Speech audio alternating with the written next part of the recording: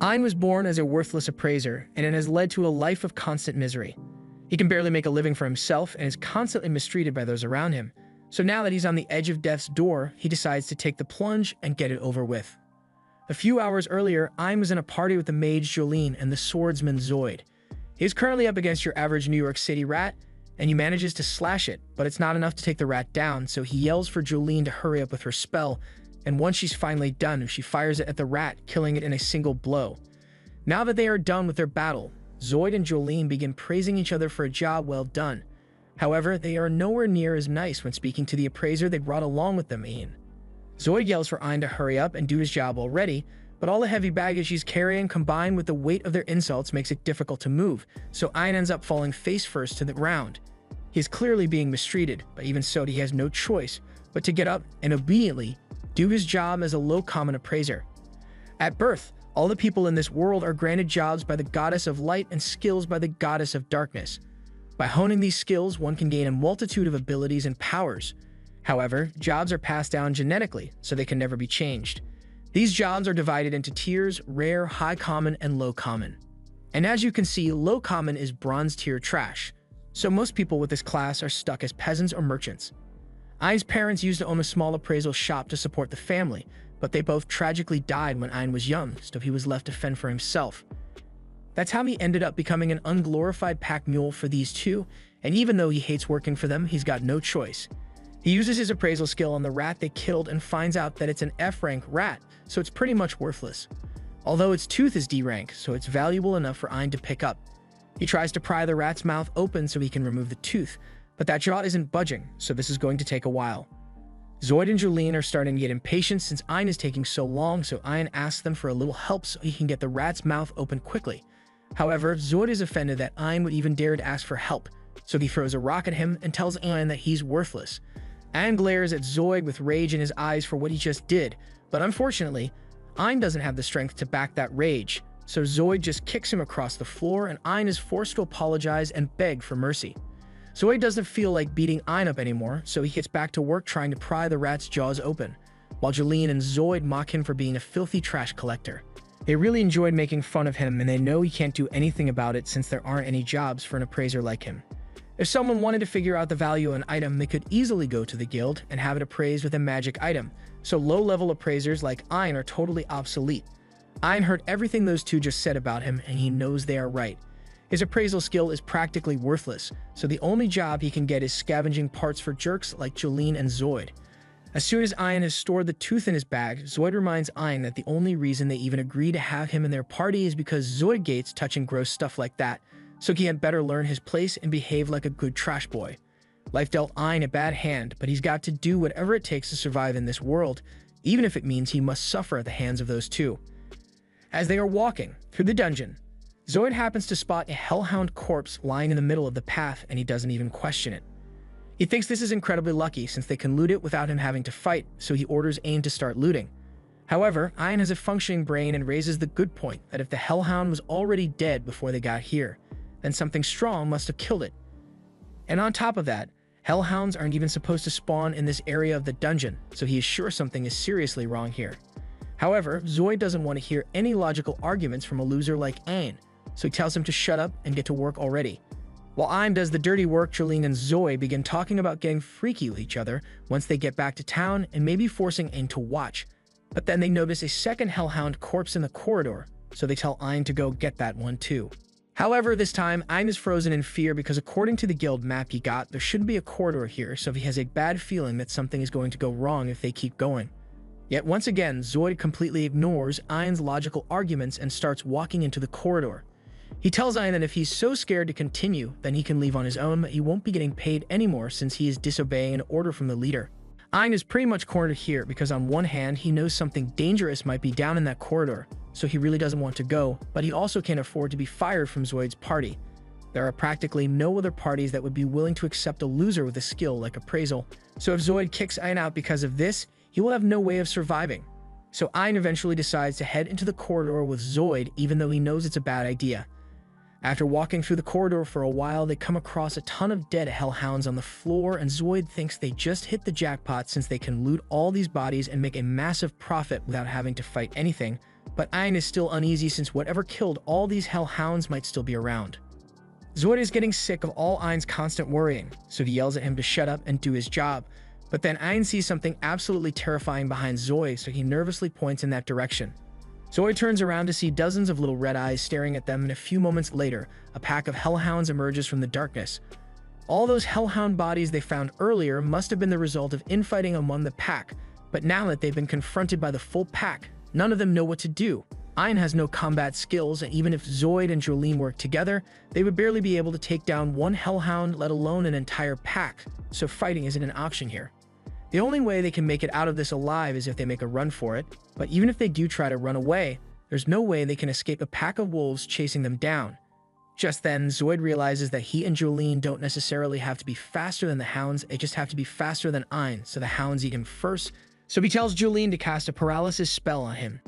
Jolene is confused at first, but she soon figures out what Zoid is trying to do, so she points her staff at Ein and paralyzes him. Ein falls to the floor, unable to move, and he can't believe that the two of them really plan to leave him here to die. But Zoid assures him that the paralysis only lasts for a short time, so if Ein stays quiet, he might get lucky and escape the hellhounds as well. However, Zoid then proceeds to make a lot of noise to attract the hellhounds straight to Ein, and afterwards he runs off with Jolene, leaving Ein to be eaten. The hellhounds pounce on Ein and immediately bite into his arm and leg, so he screams out in pain.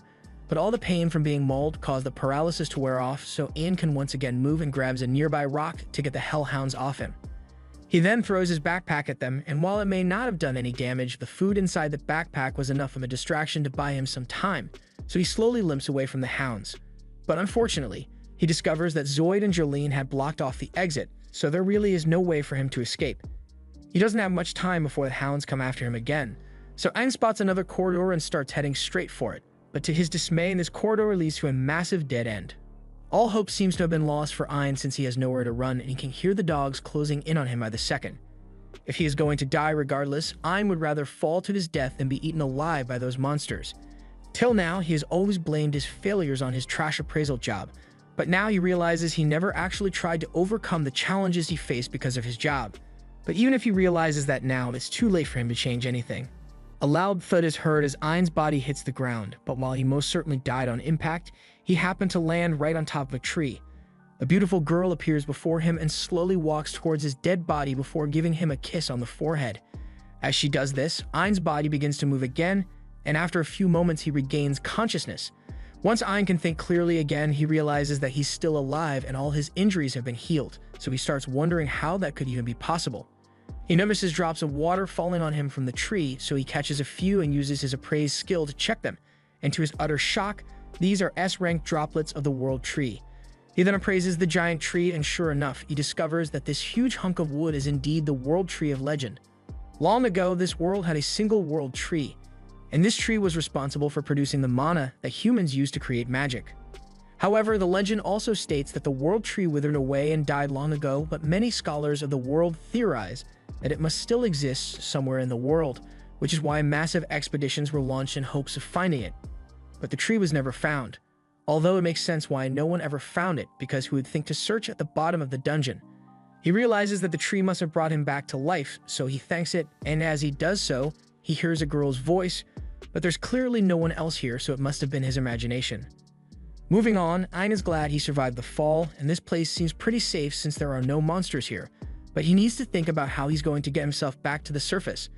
Zoid and Jolene obviously aren't going to call anyone to save Ein, plus there's no food here, so he will starve if he doesn't make it back home soon.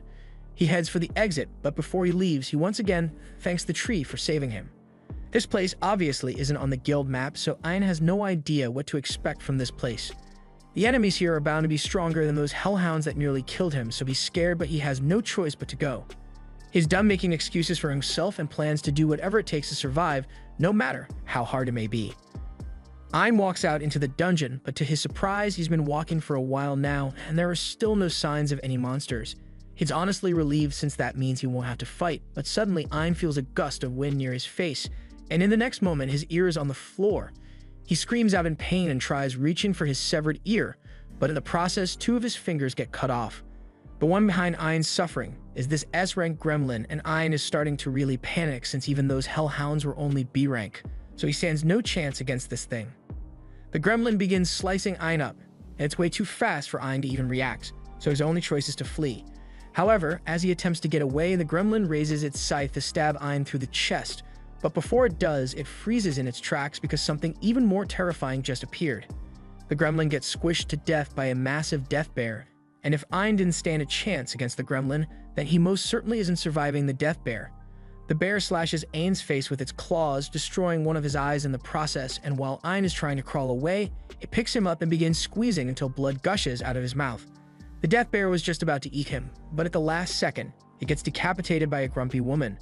She hates the fact that she just saved a human, but that girl kept begging her to help him, so she didn't have much of a choice.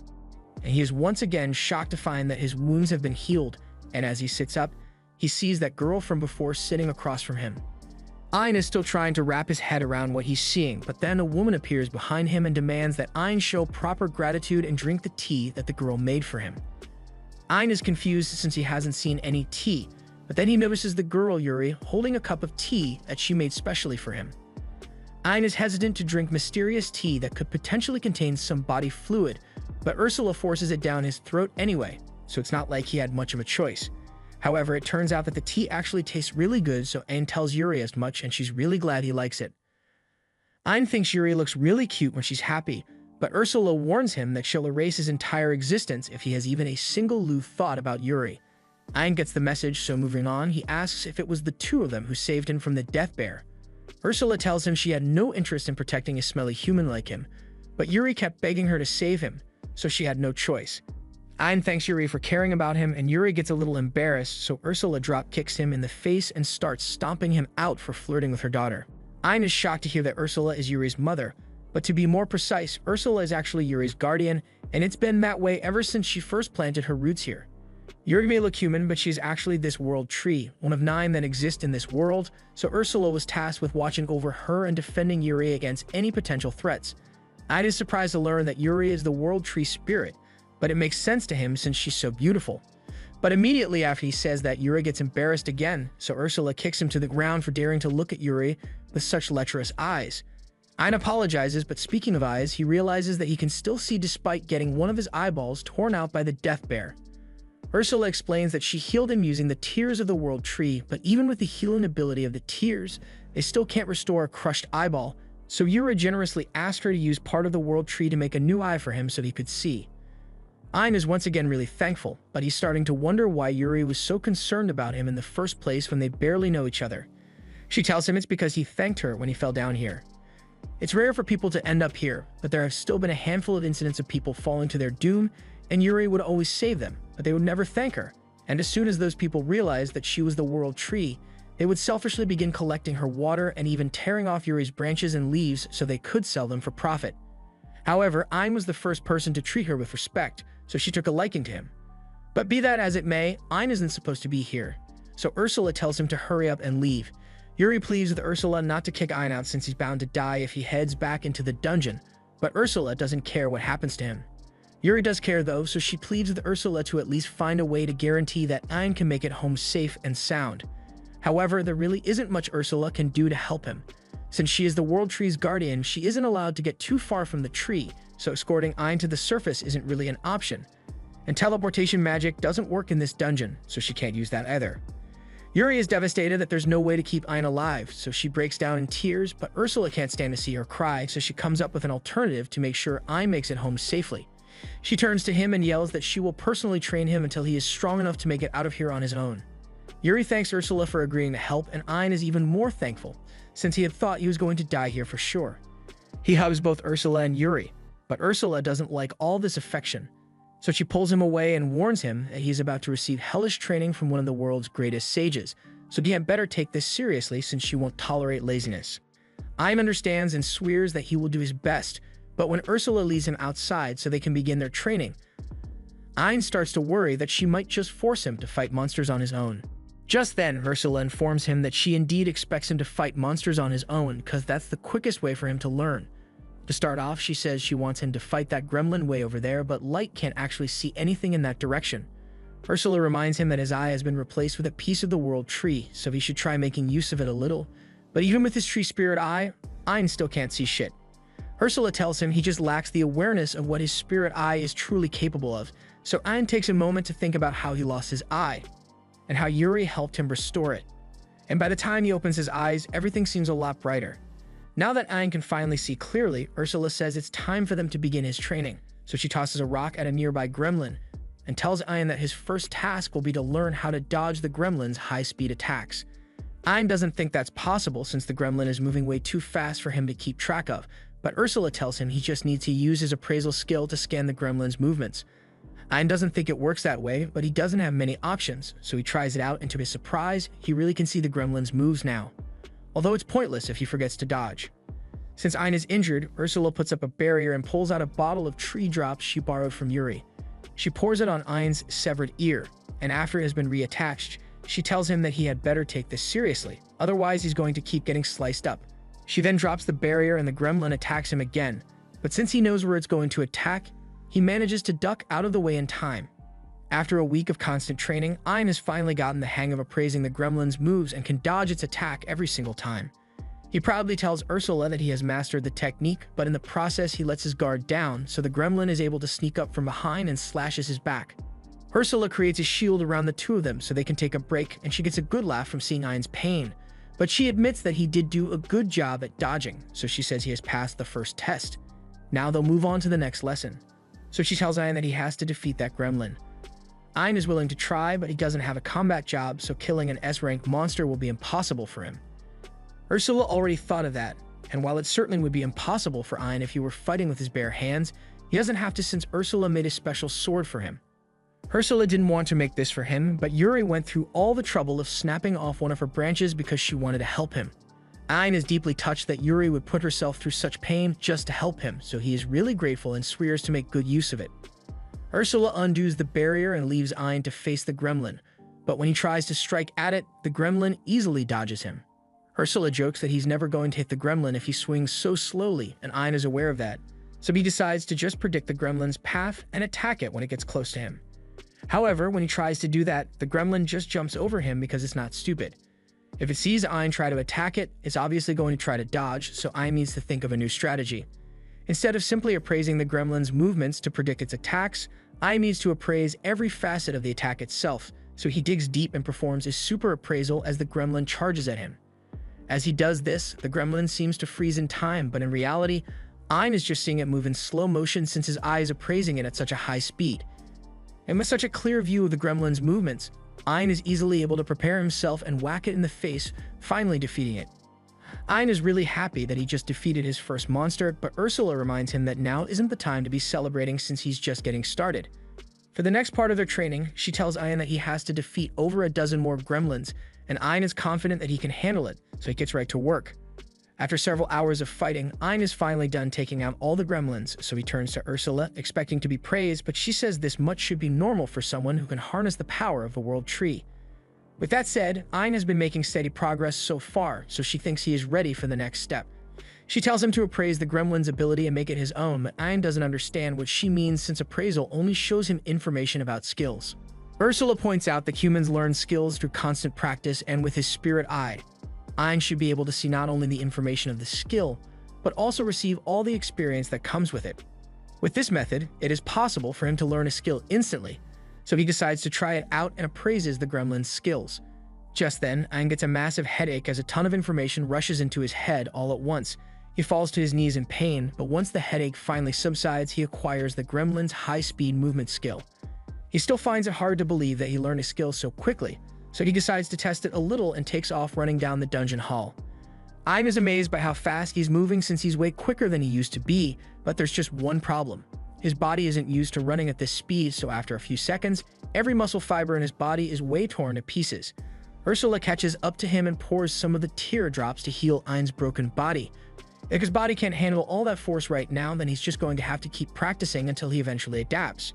Ein's muscle fibers keep tearing each time he runs, but thanks to the tears, Ursula just keeps healing him over and over, until at one point his muscles stop breaking altogether. He now has a strong body and an acceleration skill, so Ein wonders if he might be strong enough to challenge the Death Bear as he is now, but Ursula tells him he'd still get demolished if he tried to pick a fight with it as he is now. He may be faster and nimble, but he still lacks the necessary attack power, so Ursula decides to let him copy one of her own abilities. Ein is excited to hear this, so he asks Ursula what her ability is, and she demonstrates by immediately blasting him with a fireball. Ursula's ability is called Discard Enchant, and it allows her to use magic without needing to spend time on a chant. Ein thinks that ability is super strong, so he can't wait to learn it, but Ursula will only allow him to appraise it if he does it while she launches a fireball at him because she thinks it's fun. Ein appraises the attack and manages to learn the Discard Enchantment spell, but then Ursula hits him with the fireball, so he falls to the ground in agony.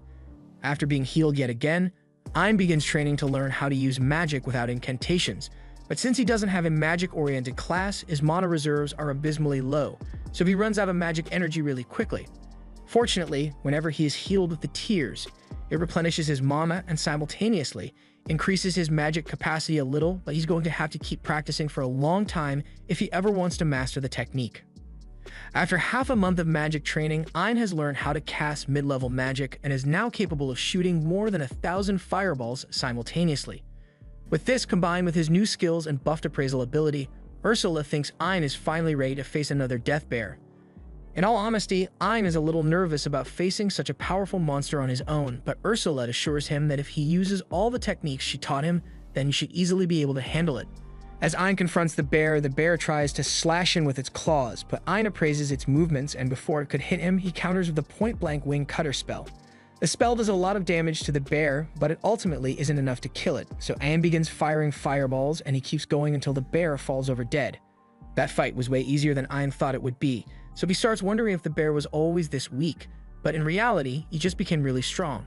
Now that the death bear is dead, Ein appraises it to learn its abilities, and after the splitting headache is over, Ursula tells him he should now possess enough strength to make it out of this dungeon on his own. But before he leaves, Ursula has a present to give him, but she's only doing this because Yuri asked her to. She says she's going to make a new sprite eye for Ein using the rest of the Yggdrasil tree's core. Ein doesn't think he deserves such a valuable gift, but Ursula yells at him, saying he is only going to be borrowing the core. She enchanted it, so if Ein ever dies, then the core will automatically return here, so he should just shut up and accept the gift already. Ein doesn't want to argue about it, so he gets down so Ursula can implant the spirit core in his eye, but after she's done, he doesn't feel that much different from before. Ursula tells him it will take time for his body to adapt to his new spirit god eye, so he can't use its abilities right away. But even so, Ein is really grateful, so he turns to Yuri to thank her for the gift, but he can't find her anywhere. Just then, Yuri reappears in front of him, so Ein asks where she was, and she tells him she was in his eye a moment ago. With the World Tree core in Ein's eye, he now basically qualifies as the World Tree itself, so Yuri can freely enter and leave his eye whenever she wants. Yuri promises that she will be helpful to Ein since she can heal him whenever he gets injured. And Ein definitely likes the idea of getting to spend time with Yuri, but he asks Ursula if she's really okay with this. Ursula drop-kicks him in the face and says she obviously doesn't want to entrust Yuri to a schmuck like him. But Yuri has been stuck here ever since the day she was born, so she has never gotten to see the world or had a friend. Ursula may not like him, but after all the time she has spent with him, she can at least tell that he's a good kid, so she wants him to go out there and show Yuri the world. Ein is honored that Ursula trusts him so much, so he swears to take care of Yuri no matter what, and Ursula is glad to hear that. Before Ein leaves, Ursula has a gift of her own that she wants to give him, so she asks him to stretch out his hand, and as he does so, she imbues it with some magic. Ein asks what this is, so she explains that it's an infinite storage spell, so as long as he has that mark, he can store any physical objects within it. And the first thing she wants him to store is this spirit sword she made for him, but before that, she stabs him in the eye. Ein falls to the floor in pain, so Yuri heals him, but just before his eye is completely healed, Ursula shoves a Philosopher's Stone down his throat and it replaces his right eye. Ein asks what that was all about, so Ursula explains that the Philosopher's Stone just established a permanent link between her and Ein, so now she can see everything he sees, so he had better not think about getting physical with Yuri. This is definitely going to be awkward for Ein, but that aside, he's all set, so it's about time he starts making his way out of the dungeon. Before they get going, Ein asks Yuri if there's anything she wants to do once they get to the surface, and after thinking about it for a bit, Yuri answers, saying she would like to see the rest of her family. Ein didn't know that Yuri had any family aside from Ursula, so Ursula explains that all the world trees that exist used to be part of one massive world tree. However, at one point, the cores were split and hidden away in separate dungeons, so Yuri hasn't been able to see her siblings in years. In that case, Ein promises to travel the world with her so they can meet all the other world tree spirits, but to do that, First, they have to get out of here. Ein heads out into the dungeon, but once he comes across a split in the path, he isn't sure which direction he should follow. All of a sudden, he hears Ursula's voice in his head, and she's telling him to take the path to the left. She already appraised an escape route for him with his eye, so as long as he follows her directions, he can't get lost. Also, there's a giant viper monster heading straight for him, so he had better get ready to fight it off. A few minutes later, Ein has killed the S-rank viper, and he's pretty proud of himself for being able to take it down so easily. Ursula tells Ein that she already used his eye to appraise the viper's abilities, but Ein wasn't ready for it, so he grabs his head in anticipation of the intense pain. However, to his surprise, there is no pain, and that's thanks to Yuri because she healed him as soon as his head was about to start hurting. If Yuri can do that, then that means he won't have to suffer any more headaches when he appraises skills to learn them, so he thanks her for all her help. Ein eventually makes it to an ominous-looking door, and Ursula explains that this is where he will find the boss monster of this floor. Dungeons are pretty much living creatures that feed on the humans that die, and as such, there is always a dungeon core and a dungeon boss to guard that core. The only way for Ein to get out of here is to defeat the dungeon boss and destroy the core, but Ein isn't sure if he has what it takes to do it. Defeating S-rank monsters is one thing, but a dungeon boss is supposedly several times stronger than any S-rank monster he has encountered so far. However, he refuses to back down because he is no longer the weak Ein who would helplessly run from death. He opens the doors to the boss room and finds the dungeon core on the other side of the room, but as he and Yuri are walking over to it, they trigger a summoning circle on the ground and cause a massive golem to spawn. This fight is going to be tough, so Ein asks Yuri to get back in his eye so she doesn't get hurt, after which he begins charging at the golem.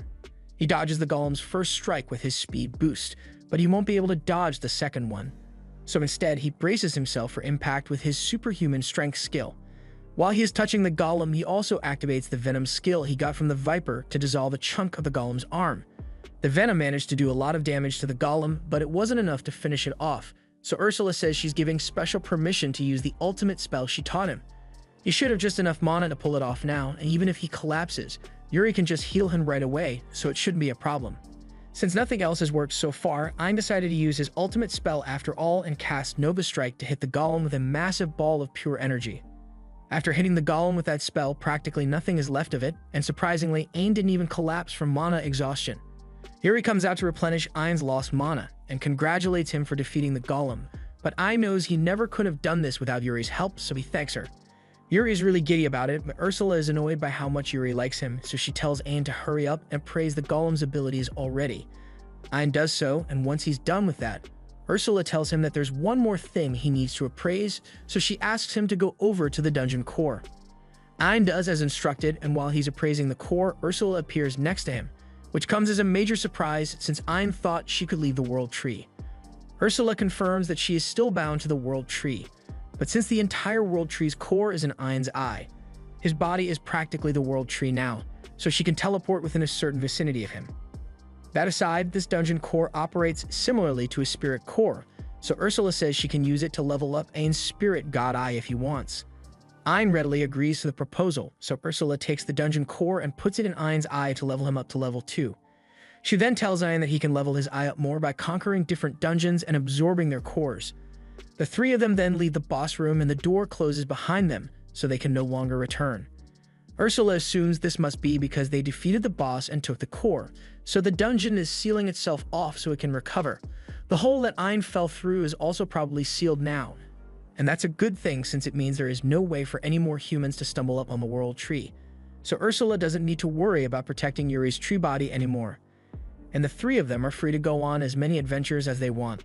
Back in town, Zoid is still telling all the adventurers around about the tragedy that happened in the dungeon and how he nearly got eaten by hellhounds. And the only reason he actually managed to escape was because Ein selflessly volunteered to distract the hellhounds for him. This is a shameless lie, but since Zoid thinks Ein is dead, he is confident that no one will ever find out because it's not like Ein is going to come back and expose him. A second later, Ein shows up behind Zoid and he overheard Zoid's entire story, so he is here to expose him.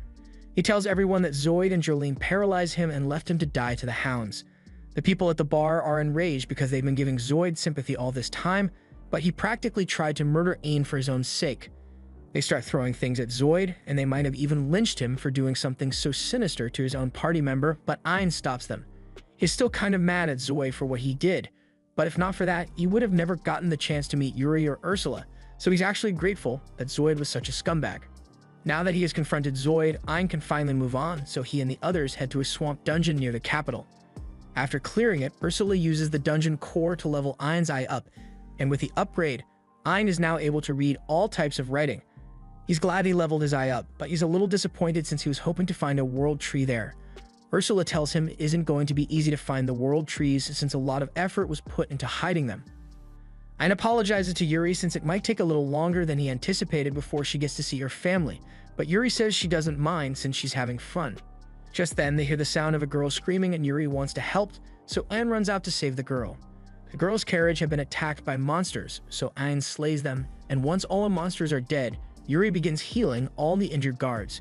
Ein goes over to the girl and asks her if she's alright, but the second the girl saw Ein's face, the only words going through her head are, "Oh my god, that guy's hot." She jumps into Ein's arms, calling him her hero, and Ein doesn't know how to handle this situation, so he asks the guy over there for help. But Jasper is just the head of a trading company, so he has no control over what Princess Claudia does. A little while later, the princess brings Ein and the others to her mansion to properly thank them for saving her. And even though she's the third princess of this nation, she tells them there's no need to be so formal with her. And with that said, she jumps up to give Ein another big hug. However, before she could wrap her arms around him, Yuri steps in front of Claudia and refuses to let her get close to Ein. Claudia asks why Yuri is being so defensive, so Yuri blurts out that she doesn't want Claudia to touch Ein because she's Ein's wife. We then cut to Ein's face, and that right there is the face of a man who didn't realize he was married until a second ago. However, even with Yuri's declaration, Claudia doesn't give up because she's fine with becoming Ein's second wife. While she and Yuri argue over Ein, Jasper comes over and says he has something to tell him. Ein asks what this is about, so Jasper tells him he wants to marry Ein. That's the third person today, but before Ein can respond, Jasper asks him to come down to the basement because there's something he wants to show him. Jasper is the head of the Juno Trading Company, and Ein already knows about the company since they are pretty much the richest and most famous trading company out there. Jasper leads everyone to his jewel room and explains that he has made it his life's mission to preserve all the prettiest jewels in the world, and today he found the prettiest jewel of all. He knows Ein's eye is made of a spirit core since he has done quite a bit of research on them, and he fell in love with Ein's eyes at first sight. He asks Ein to marry him so he can look into his eyes for the rest of his life, and Ein was initially going to decline, but Ursula pulls him aside and tells Ein to reconsider because Jasper probably has information on the location of other spirit cores. Plus, Jasper is Rick, so if Ein married him, he would have access to all his resources. However, Ein isn't interested in being the gold digger, so he asks Jasper if they can just be friends instead, and Jasper says that's fine for now at least. Ein then asks Jasper if he has any information on the other spirit cores, and Jasper confirms this, but the locations are incredibly dangerous, so he hasn't been able to investigate. However, with Ein, a little danger shouldn't be much of a problem. Thanks to the info they got from Jasper, Ein manages to locate a secret dungeon, and he's hopeful that one of Yuri's sisters might really be here, so he assures Yuri that he will do whatever it takes to make sure she reunites with her sibling. After entering the dungeon, Ein eventually comes to a dead end, and he doesn't know what to do since Jasper's instructions clearly said there should be something here. Ursula explains that there's a magic circle built into that wall over there, so touching it should teleport them into the dungeon. Ein does as she says, and the second he touches the wall, he finds himself standing on a cliff that overlooks a jungle. He is surprised that a jungle could fit inside a dungeon, but Ursula tells him all this is just an illusion created by powerful magic. Just then, they hear a voice talking to them, and Yuri recognizes it as the voice of her little sister, Pina.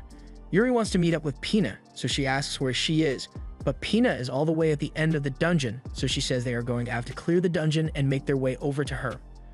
Ein thinks it'll be a major pain to have to clear the entire dungeon, so he asks Pina if she can just teleport them to the end or something, but Pina says she can't use that kind of magic. In that case, Ein accepts that he is just going to have to clear the entire dungeon, and Pina is surprised to see so much confidence coming from a mere human. She thinks Ein is just bluffing, so she warns him that she set up traps all over the dungeon, so there's no guarantee that he won't get hurt if he continues. Ein understands that it's going to be dangerous, but he's sure he can handle it. Pina finds Ein interesting, but she doesn't trust him, and she's going to take great pleasure in watching him suffer while trying to make it through the dungeon. In fact, there's a pit right in front of Ein, and Pina is sure he won't notice it and will fall in. However, Ein does notice it and easily jumps over the trap. He then continues dodging all the other traps Pina laid out, and Pina is starting to get pissed because she put a lot of work into making those. Ein doesn't get why she's mad since it's not like he's going to intentionally fall for a trap that he can avoid, But Yuri explains that Pina has always liked making innocent pranks for people to enjoy. Ayan doesn't think there's anything innocent about Pina's hobby, since any one of these traps could definitely kill someone. Pina interrupts Ayan because she may be sadistic, but she's not evil. She designed the dungeons to automatically kick people out once they get themselves into mortal danger, so her traps have never killed anyone, but they can still make you suffer. So she tells Ayan she's going to send out some really tough monsters to deal with him. The first monster soon approaches Ayan, and it's an S-rank Ulron plant monster. The monster sprays Ayan with a gas, and Pina mockingly informs him that that was sleeping gas, so he's going to pass out any second now. However, Ayan doesn't feel even slightly sleepy because he got a skill that grants him resistance to all status effects. Pina can't believe it, so she throws a temper tantrum because Ayan is ruining the fun of her dungeon. Ayan understands why she's so frustrated with him taking the dungeon on so easily, but he's doing this for Yuri's sake, so he pulls out his sword and cuts the Elrond down. He then appraises the monster, but while he's distracted, something hits him in the head. It looks like another monster is attacking him from the shadows, but Ayan can't see anything. Ursula assumes the monster must be using some kind of stealth skill to stay hidden, but even if Ayan can't see them, it doesn't matter since he has an ability that negates all ambush attacks. Additionally, he has a separate ability that negates regular attacks when he's standing still, so he's practically invincible. Pina can't believe what she's hearing, but even if her stealth monsters can't do any damage to Ayan, he can't defeat them if he can't see them. That may be true, but Ayan has special eyes, so after a few moments, he appraises the location of the monsters and uses a gravity spell to take them out. Pina is getting really upset because all of her hard work is going to waste, but she eventually picks herself back up, and with a ton of confidence, she declares that there's no way Ayan will be able to kill her next monsters. She sends out an Arachne and a centaur, but 3 seconds later, Ayan kills them like it's nothing.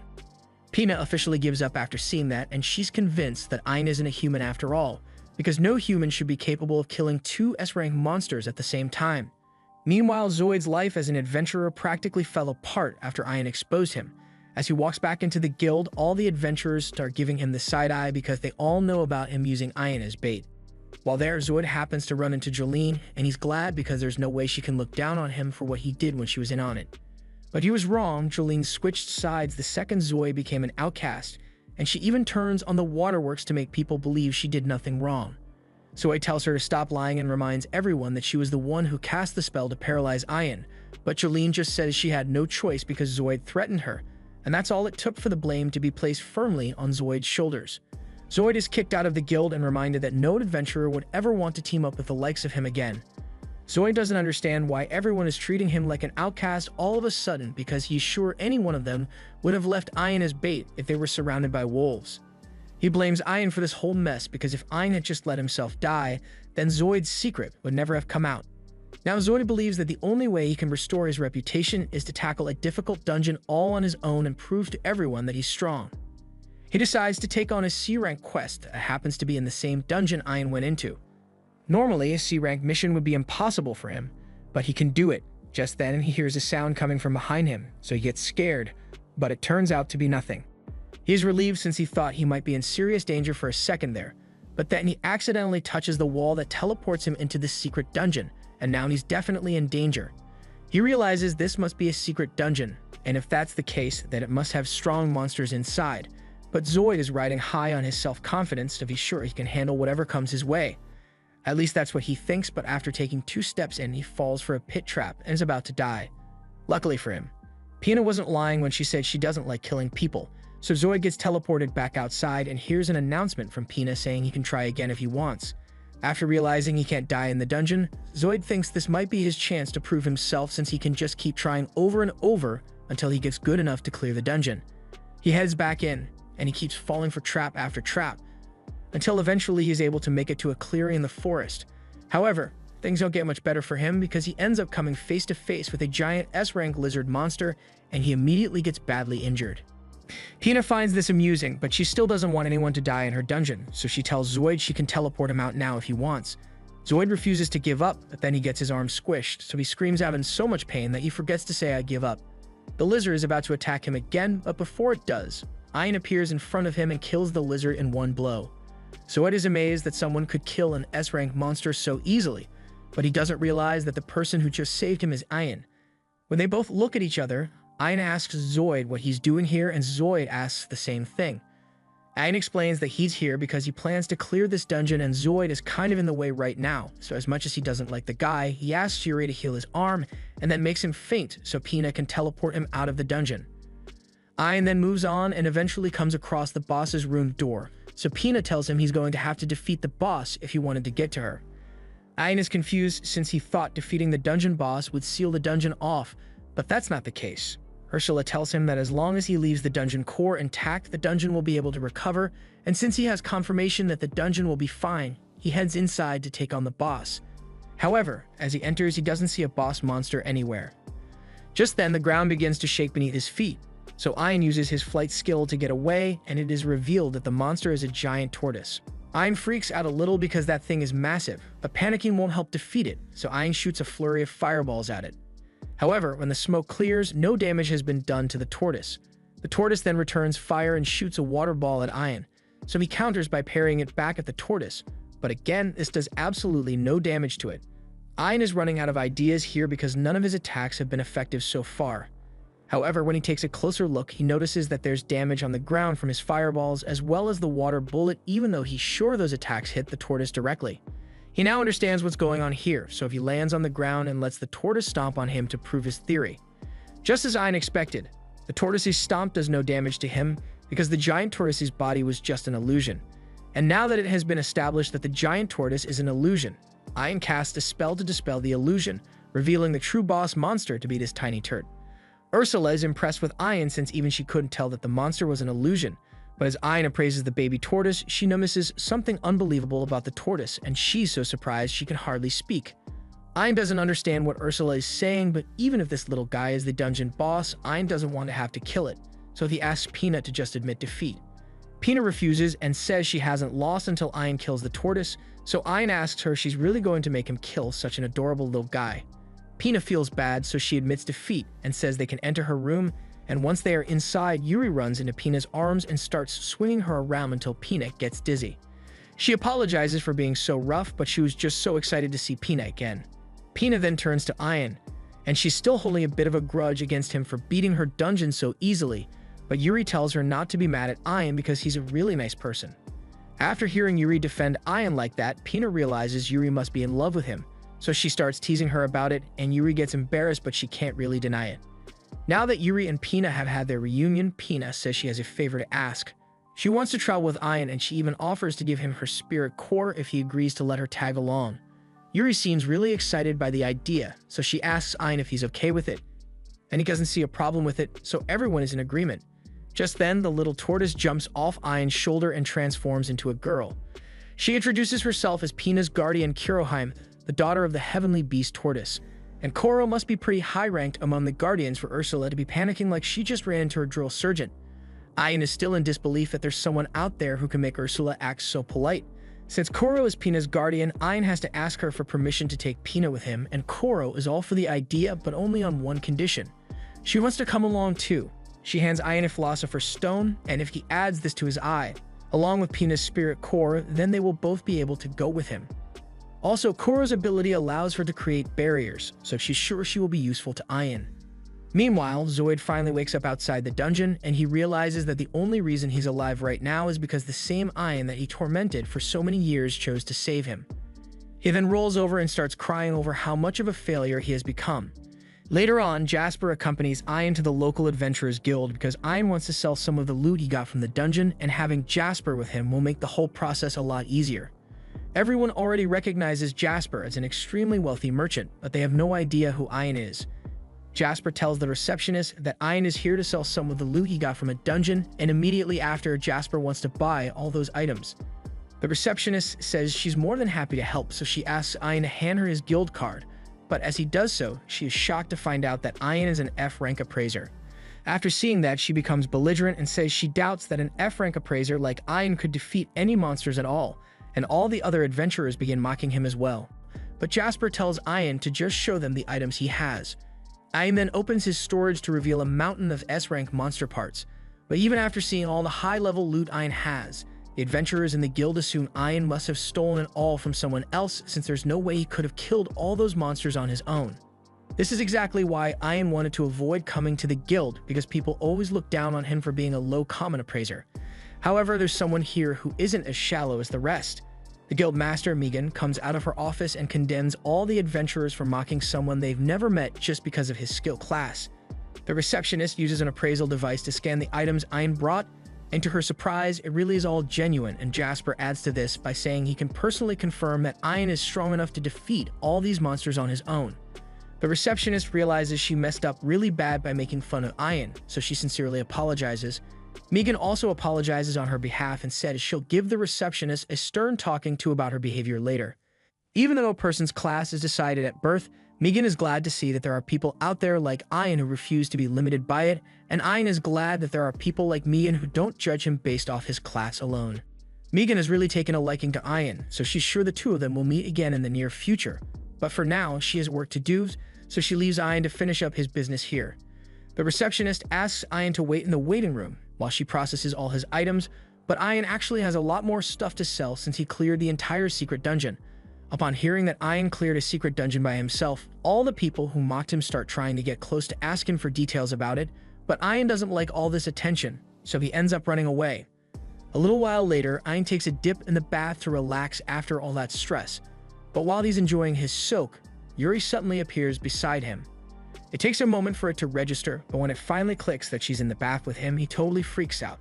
He swims away from her in a panic, but Yuri doesn't understand why he's being so distant since they are always together. Pina then shows up as well and begins joking that Ian was overcome with lust after seeing Yuri's naked body, but Ian denies it. In the first place, Yuri and Pina shouldn't be here since this is the men's bath, but Pina reminds him that she and Yuri are spirits, so they don't have to follow human rules. She then asks if he is shy because he's having pervy thoughts about Yuri, but he once again denies it and tries to prove that his mind is pure by maintaining eye contact with Yuri. But then his eyes drift down to her double D's and his mind goes blank from there. Ursula then appears and she doesn't take kindly to Ian staring at Yuri's body, so she threatens to eviscerate him with the highest magic she can muster if he dares to touch Yuri. Yuri begs Ursula to stop because she wasn't bothered by Ian looking at her, but upon hearing this, Ursula thinks Ian might have already done something to Yuri, so she prepares to blow him up anyway, and Yuri warns Ian to run because Ursula might actually do it, and Pina's just over here enjoying the show. Once the mayhem settles down, Ian gets out of the bath and sits down at a table so he doesn't have to deal with Ursula trying to kill him anymore. Kuroheim is there as well, but thankfully she behaved normal, so he can just sit and chat. Kuroheim thinks it's wonderful how lively everyone is since Pina is having more fun than ever before. Pina is like a daughter to Kuroheim since as a guardian, she created Pina's spirit core and eventually the core developed a personality. In addition to Yuri and Pina, Ian recalls that there should be 6 others out there, but Kuroheim tells him that there are actually 7. Ian is confused since he heard that the first egg drizzle tree withered years ago, but while that may be the case, Kuroheim informs him that the first tree's spirit core, Echidna, is still out there, although no one knows where she is. The same goes for the other tree spirits, so Ian thinks it is going to be difficult to find them all, but that doesn't mean he's going to give up because his end goal is to make Yuri happy and reunite her with her family. The next day, Megan comes to Jasper's mansion looking for Ian because she has a special request to ask of him. Ian asks why she wants him specifically since she could have asked anyone else from the guild, but this mission is something only Ian can accomplish. She asks him if he knows anything about the behemoth, but Ian has never heard of it before, so she explains that it is one of the legendary dragons that was summoned by the demon lord Micturian. After Micturian was sealed, the dragon went into hiding, but recently it has reappeared, and it is strangely only attacking merchants that pass through the area. That is why Megan is here to officially give Ian the SS rank quest of defeating the behemoth. The quest is incredibly dangerous and may very well cost Ian his life, so Megan would understand if he refuses, but before she even finishes speaking, Ian says he will do it. He heads out into the desert where the behemoth was last spotted, and Ursula appraises its location, so she knows exactly where it is. However, before Ian engages, she warns him that the behemoth can absorb magic attacks, and it is also capable of using air to launch attacks that can cut space itself. Ian takes note of the warning, but the behemoth's ability to absorb magic means Ian is going to have to rely on attacking it with his sword instead. But before any of that, Ian needs to get the behemoth's attention somehow because it is sleeping deep beneath the sand. He decides to use a nova to destroy a large chunk of the ground to force the behemoth up to the surface, and it is not happy about being disturbed. In Behemoth's long life, it has never once tasted defeat as it was personally created by the demon lord to be incredibly strong. It has laid waste to entire armies of humans, and not once has it ever found a worthy opponent to challenge him, so he grew bored of fighting at some point. Ian may not look all that impressive, but Behemoth acknowledges that he has access to some pretty powerful magic, but it's not like magic is going to work against Behemoth anyway. Behemoth asks Ian who he is to think he can challenge the mighty Behemoth, so Ian introduces himself as a regular man who has come to slay him. Behemoth thinks this must be some kind of joke since there's no way a frail human like Ian would ever be able to defeat him, but Ian seems pretty confident, so Behemoth decides to humor him. He tells Ian that he was created by the Demon Lord to be the most powerful beast, but if Behemoth is the best the Demon Lord could make, then the Demon Lord must have been pretty weak. Behemoth is enraged by Ian's insult, so he fires several Helix bullets at him, but Ian is quick enough to run out of the way before he is hit. However, since Behemoth is an earth dragon, he tells Ian there's no escaping him while they are in a field of sand. He stomps on the ground, creating a sand trap around Ian, so Ian uses his acceleration skill to speed up and close in on Behemoth. Once he's close enough, he proceeds to slice through Behemoth's arm, and Behemoth is starting to realize that Ian may be a real threat, so he switches tactics and dives into the sand. While Behemoth is swimming through the sand, he is completely undetectable from the surface, so Ian has no idea where the next attack will come from, and the second he heats his guard down, Behemoth jumps up from beneath him and swallows Ian whole.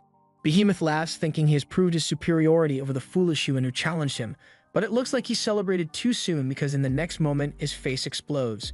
He has no idea how this could have happened, but he realizes he was wrong about Ian being weak, and he's not even mad about losing because Ian was a worthy opponent.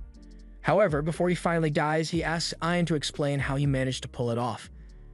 Ian explains that he simply realized that Behemoth's magic absorption only worked on the outer part of his body, so he just activated high-level magic while he was inside Behemoth's mouth. However, if that's what Ian did, Behemoth asks how he didn't get caught up in the blast as well, but Ian simply put up a barrier to protect himself from the blast. Behemoth realizes he had grown arrogant from all his years of easy victories, but even as life fades from what's left of his body, he is content with everything that happened and accepts his defeat. Ian kind of feels bad for Behemoth because he only killed people because the Demon Lord made him that way. But at the end of the day, he still killed a lot of people, so Ian couldn't just let him live, and Ursula tells him to just hurry up and appraise his skills. Now that all the fighting is over, everyone comes out to congratulate Ian on his victory. Once Ian returns, he is called to the royal palace for some reason, and while waiting, a princess comes out to see him. She apologizes for not visiting him more often even though she's his second wife, but Ian reminds her that they are not actually married. She chooses to ignore what he said and informs Ian that he was invited here because her father wants to meet with him. And speaking of her father, he just arrived. Ian is intimidated by the king and his menacing demeanor, so he starts trying to be polite, but the king is actually a really chill dude, so he tells Ian he doesn't have to worry about formalities. The two of them sit down and King thanks for agreeing to this meeting because he really wanted to meet him in person. He heard from Megan that Ian defeated the ancient dragon, Behemoth, and as the king of this land, it is his duty to properly reward him. But Ian says he doesn't need a reward. Even so, the Behemoth wasn't Ian's only heroic deed, as he also saved the princess when her carriage was attacked, so as her father, he has to thank him for that. Ian tells him that if he's going to thank someone, then it should be Yuri, since he never could have become as strong as he is now without her help. In that case, the king also thanks Yuri, but she's still shy about talking to people who aren't Ian, so Yuri hides behind him. The king says he is able to judge a person's character fairly accurately, and he can tell that Ian is someone who wouldn't let power go to his head. He has other things to take care of, so he will have to end their meeting here for today, but before he leaves, he says he has a gift to give Ian. He hands Ian a watch with the royal family crest engraved on it, and with this, Ian will be able to go pretty much anywhere in the kingdom completely unimpeded. Ian is hesitant to accept something with such value, but it would help him explore areas that would normally be off-limits so he can find Yuri's family, so he graciously accepts the gift. News of Ian defeating the Behemoth begins to spread all over the kingdom, so his popularity is reaching new heights. And at the same time, Zoid is reaching new lows as he is now regarded as trash by everyone he meets. What infuriates him the most is the fact that he has been hearing about Ian's accomplishments non-stop when not long ago, he was stronger than Ian. He thinks everything would have been much better if Ian had just remained a weakling, or if he didn't exist at all, and all of a sudden, he hears the voice of a woman saying she can help him. She introduces herself as a tree spirit and tells him her name is Echidna. This was the end of episode 5. Subscribe to not miss the next part.